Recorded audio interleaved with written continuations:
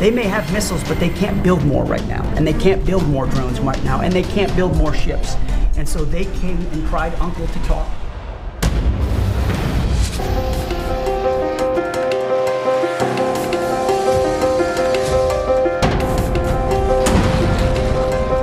به نظرم باید در استخدام کلمات دقت کرد. ما به دنبال اخذ عوارض نیست.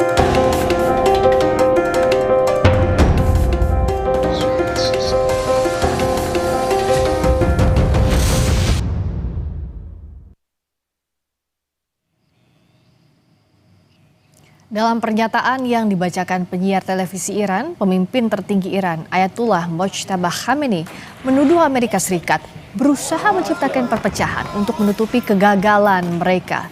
Sebelumnya, militer Amerika Serikat menuduh Iran melanggar gencatan senjata setelah Kuwait melaporkan menjadi sasaran serangan menyusul serangan AS terhadap Republik Islam Iran.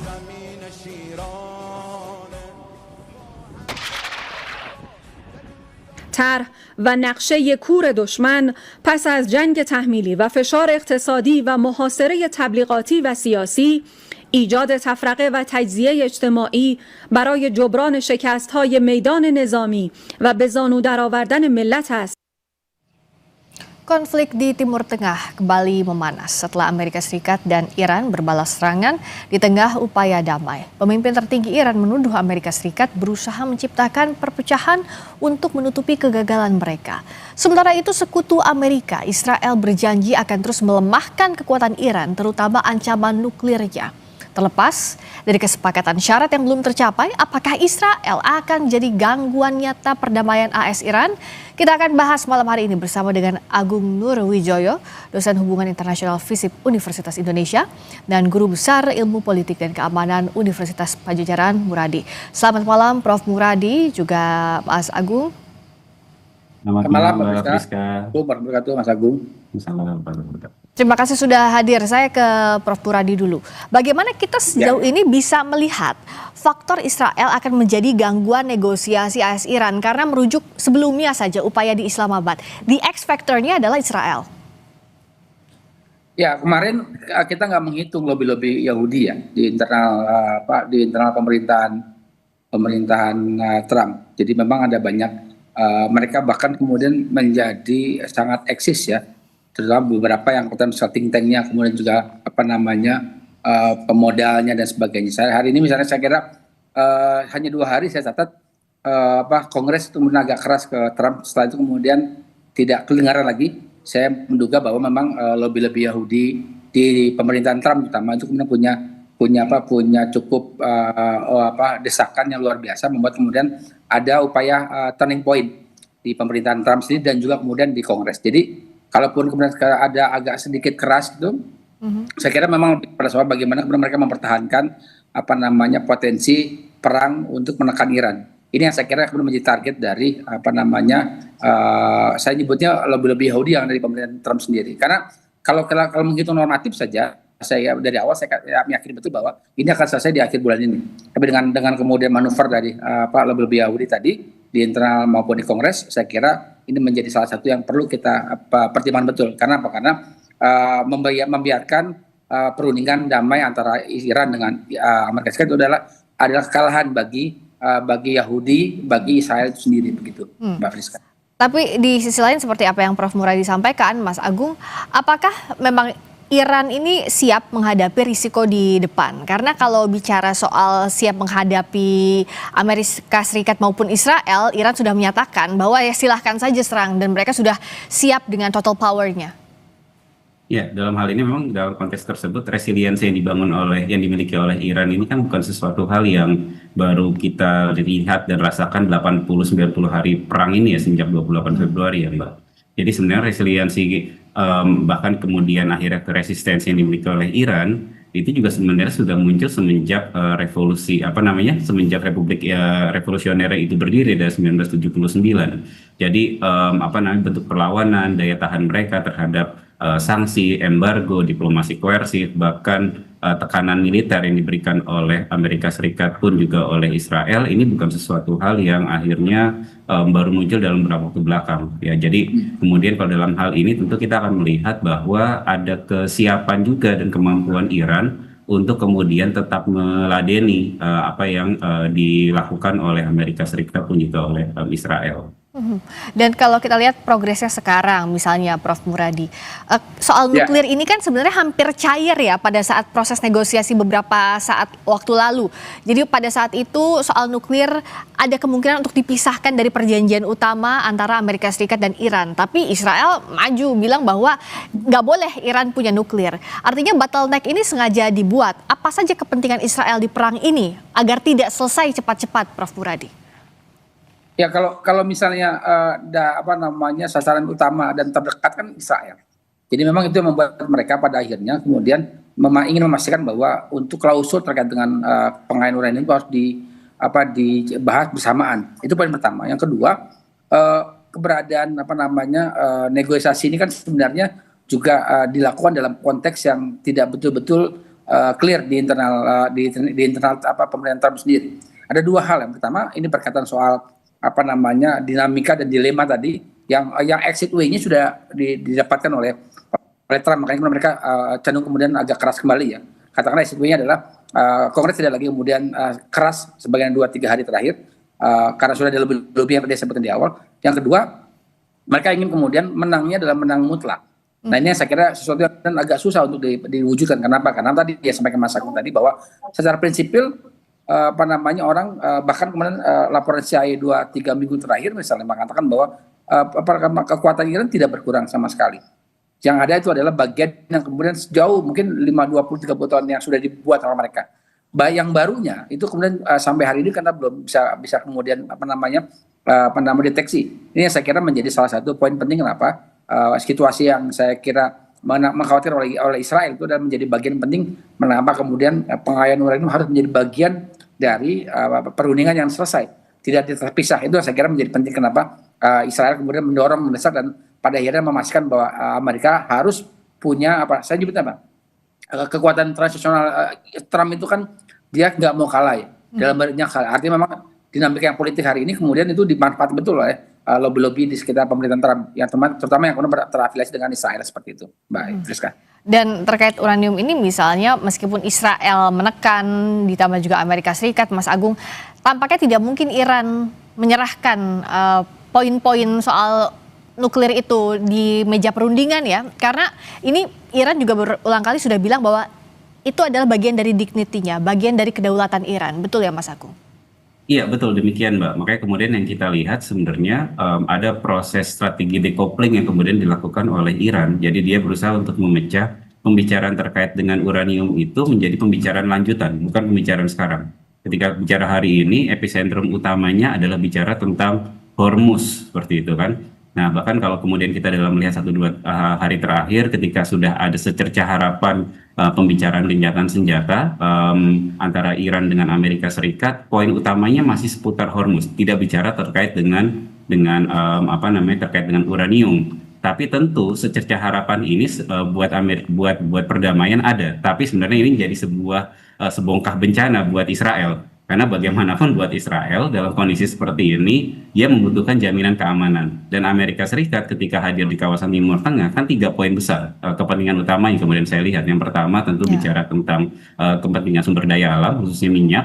Yang kedua kita lihat dalam konteks ini adalah legitimasi power, perimbangan kekuatan di kawasan, khususnya terhadap Cina misalkan. Dan yang ketiga juga adalah menjamin keamanan Israel. Ketika ada deal yang kemudian diharapkan antara Amerika Serikat dengan Iran, tentu harapan besar dari Israel adalah itu juga jaminan keamanan untuk Israel. Perkaranya sekarang poin bicara masalah nuklir dikesampingkan, ya. Makanya kemudian kan sempat pembicaraan dalam 1 pekan terakhir, Trump itu kemudian mengutarakan bahwa kalau saya ada deal dengan Iran, maka yang harus dilakukan adalah negara-negara Arab tanda tangan juga Abraham Accord. Gitu. Abraham Accord itu sebenarnya jaminan keamanan untuk Israel, dan ini sebenarnya juga menjadi buah bencana juga kalau kemudian ada deal yang terjadi antara Amerika Serikat dengan Iran. Karena satu poin lagi bahwa Netanyahu ini berada dalam titik kritis.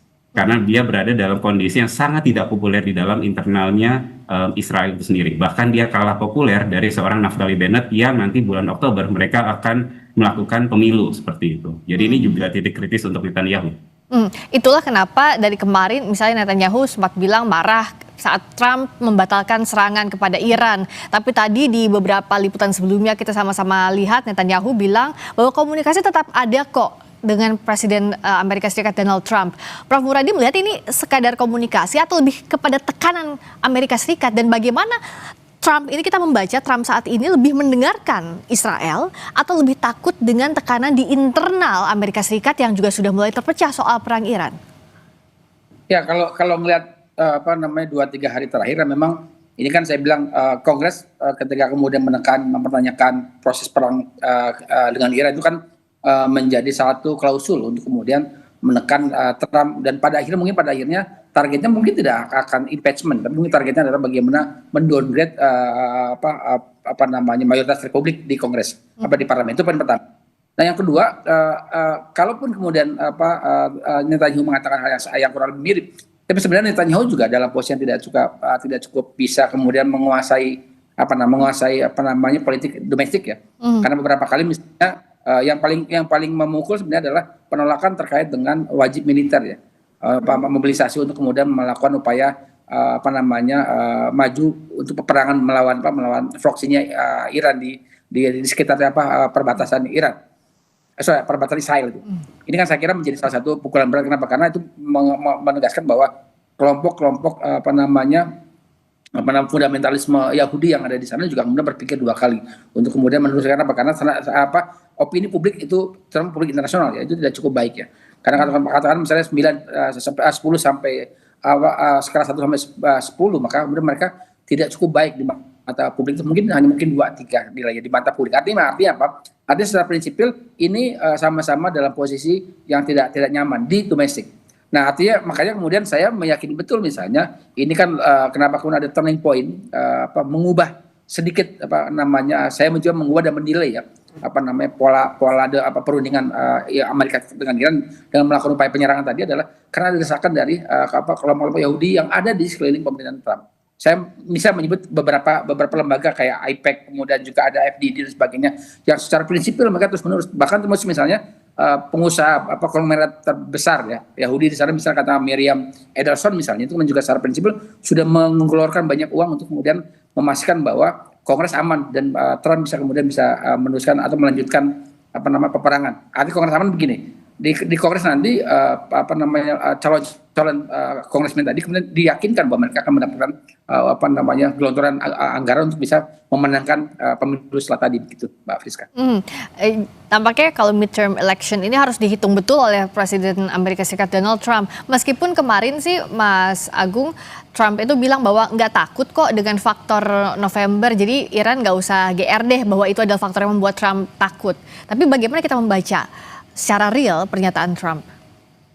Nah, dalam hal ini sebenarnya yaitu retorika yang senantiasa Trump lakukan gitu ya, karena memang bagaimanapun juga dia sebagai insan politik butuh legitimasi bahwa dia sebagai sosok yang kuat, ya strongman-nya harus senantiasa muncul. Tapi kan realitas dalam fakta yang kemudian kita lihat di lapangan itu berbanding terbalik ya Mbak. Misalkan kita lihat tren approval rate-nya Trump di domestik Amerika Serikat ya.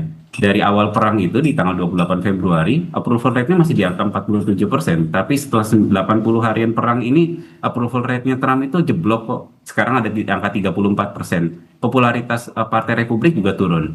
Belum lagi ada perpecahan di kubu Republik juga ya, antara kelompok MAGA dengan kelompok yang memang model Ted Cruz dan kawan-kawannya.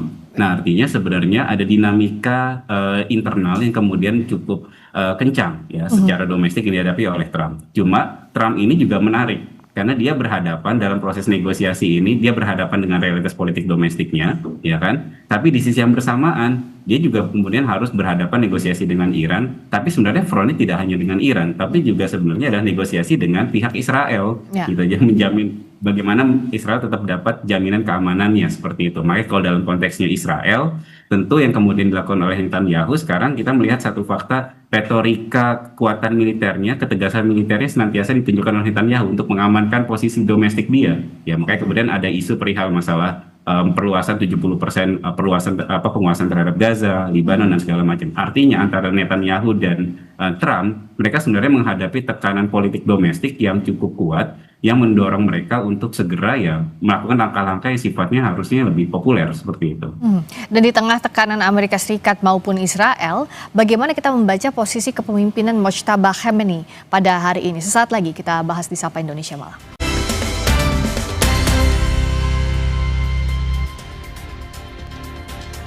Kami masih bersama dengan Agung Nurwijoyo, dosen hubungan internasional FISIP Universitas Indonesia dan guru besar ilmu politik dan keamanan Universitas Padjadjaran Muradi. Prof. Muradi, Mas Agung, kita lanjutkan lagi. Nah, bagaimana kalau sekarang kita lihat posisinya Ayatullah Mojtaba Khamenei dalam perkembangan terkini? Terakhir, Ayatullah bilang bahwa Amerika Serikat ini sengaja untuk membuat perpecahan agar menutupi kekalahan mereka. Bagaimana kita membaca retorika ini, Prof?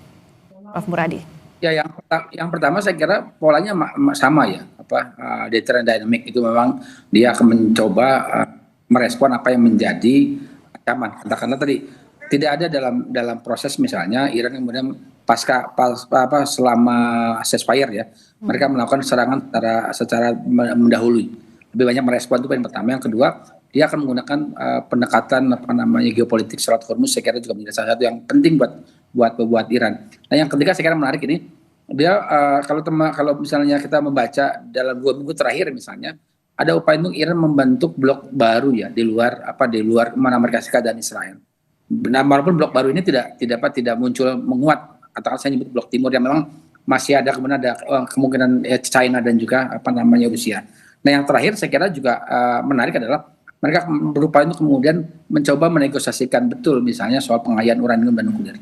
Nah, 4 hal ini saya kira sampai katakanlah 2-3 minggu terakhir belum berubah. Kalaupun berubah mungkin lebih pada soal bagaimana kemudian mereka menyikapi agresivitas US terkait dengan misalnya serangan yang sifatnya dadakan yang memang membuat mereka pada akhirnya bingung gitu kan. Kenapa? Karena secara sepihak sudah Donald Trump kemudian melakukan upaya ceasefire tadi, tapi selain kemudian ada serangan yang sifatnya kemudian dadakan. Kalau dalam hukum militer harusnya kemudian ini ada offset ya.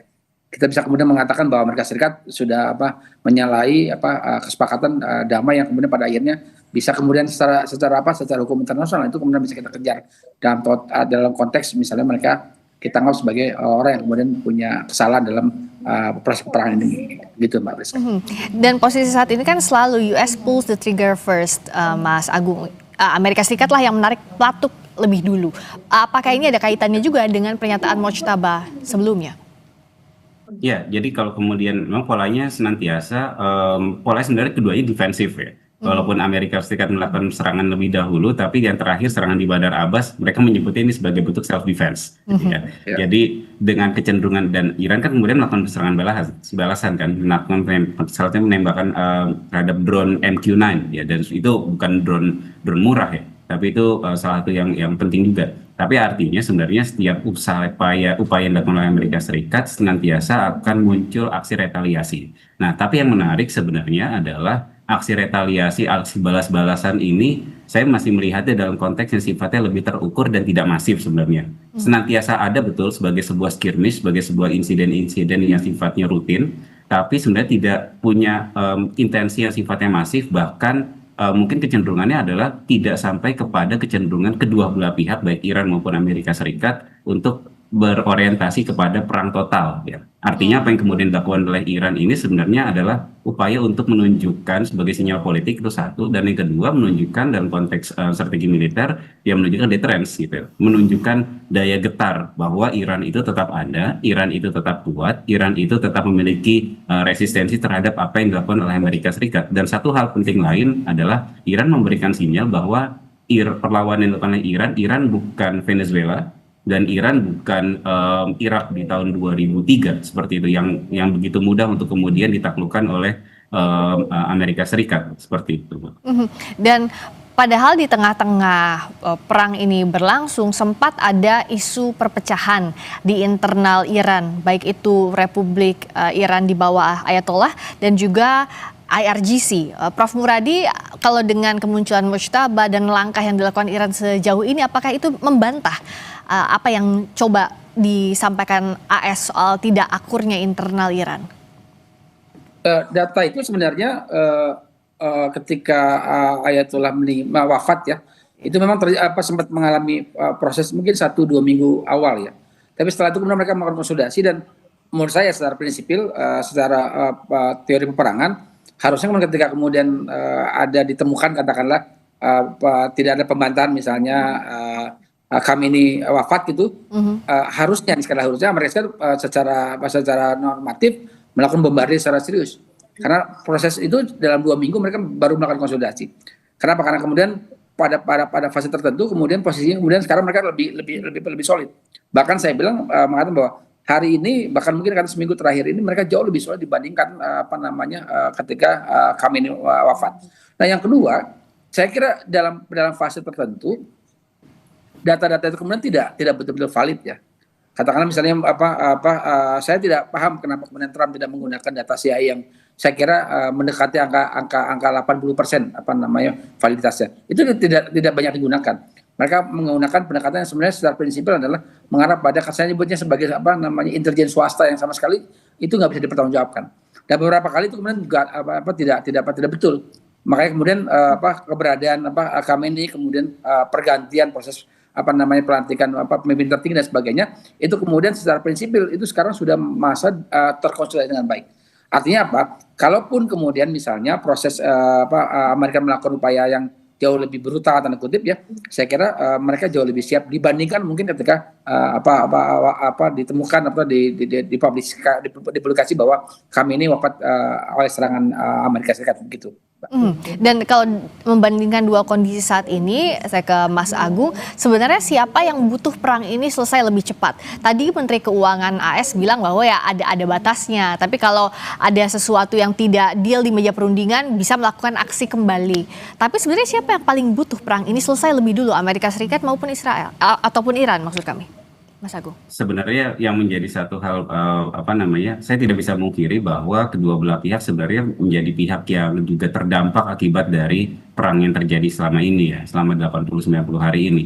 Baik Iran maupun Amerika Serikat. Tekanan dari politik dalam konteks Amerika Serikat besar, tekanan ekonomi juga lumayan besar gitu ya, tekanan terhadap legitimasi power juga besar ya. Dan buat di Iran juga punya kondisi yang kurang lebih misalkan tekanan ekonomi ya.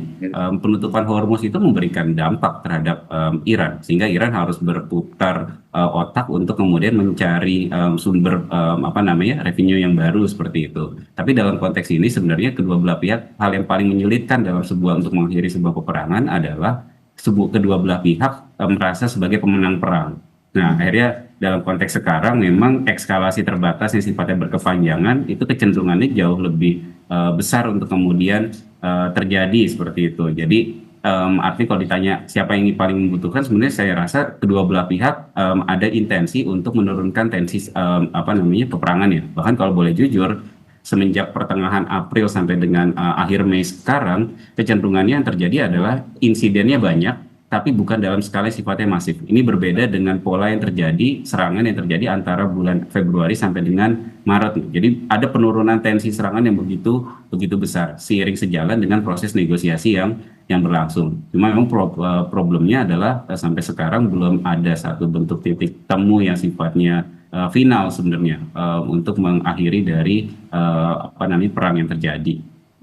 Dan sampai sekarang situasinya, Prof, kalau negosiasi tampaknya belum ada deal, kondisinya akan masing-masing AS maupun Iran ini akan defense tapi menyerang secara terukur saja begitu ya, saling bertahan tapi aktif menyerang begitu, Prof? Ya, ada 3 hal, Mbak. Yang pertama politik domestik ya. Politik domestik ini kan terjadi dinamika. Saya kira dalam hitungan bulan Israel maupun Amerika Serikat sudah akan melakukan pemilu setelah dan pemilu normal ya. Jadi memang katakanlah kalau normal misalnya melihat polanya maka Netanyahu akan kalah. Kemudian juga pemilu setelah itu Republik mungkin sangat kalah. Yang kemudian yang di dalam negeri sendiri, di Iran sendiri secara prinsip juga tidak dalam posisi yang cukup kuat sebenarnya. Mereka terkonsolidasi tapi kemudian mereka butuh sokongannya luar biasa. Ya hari ini agak hati-hati, China dan Rusia kan hati-hati betul. Nah yang kedua, saya kira ini penting buat kita lihat bahwa keberadaan peperangan ini, kalau tanya siapa yang paling diinginkan perang ini selesai, Saya kira kalau ngelihat tekanan Kongres tanpa intervensi pelobi Yahudi ya, saya kira Trump ingin banget selesai dalam waktu dekat. Karena ada waktu untuk konsolidasi mereka, paling tidak kalahnya tidak telak nanti di pemilu setelah. Nah sementara Netanyahu dia butuh klaim-klaim yang sifatnya ultranasionalisme tadi, pelebaran Israel Raya dan sebagainya, yang memang pada akhirnya itu akan berbenturan dengan kelompok-kelompok yang memang menginginkan perang selesai. Nah yang ketiga saya kira ini juga penting buat kita adalah buat Iran dan buat banyak negara termasuk misalnya kita adalah bagaimana status Hormuz itu bisa paling tidak, saya bahasa kasar begini, silakan lanjut bernegosiasi dan perang tapi status Hormuz dibuka. Karena ini pada akhirnya membuka pintu Pandora ya untuk banyak negara untuk bisa kemudian normal lagi secara energi di internasional. Karena apa? Karena konteks ini pada fase tertentu menjengkelkan banyak pihak, terutama misalnya negara-negara Eropa dan juga negara-negara kemudian bergantung pada energi dunia begitu. Setidaknya kalau Selat Hormuz yang jadi kemelut ini bisa terurai, tensi yang dirasakan untuk negara-negara lain yang terdampak ini bisa sedikit melegakan ya dibandingkan kondisi hari ini yang penuh ketidakpastian. Terima kasih atas ulasannya hari ini Mas Agung Nurwijoyo, dosen hubungan internasional FISIP Universitas Indonesia, juga Prof. Muradi, Guru Besar Ilmu Politik dan Keamanan Universitas Padjadjaran. Terima kasih banyak, selamat malam.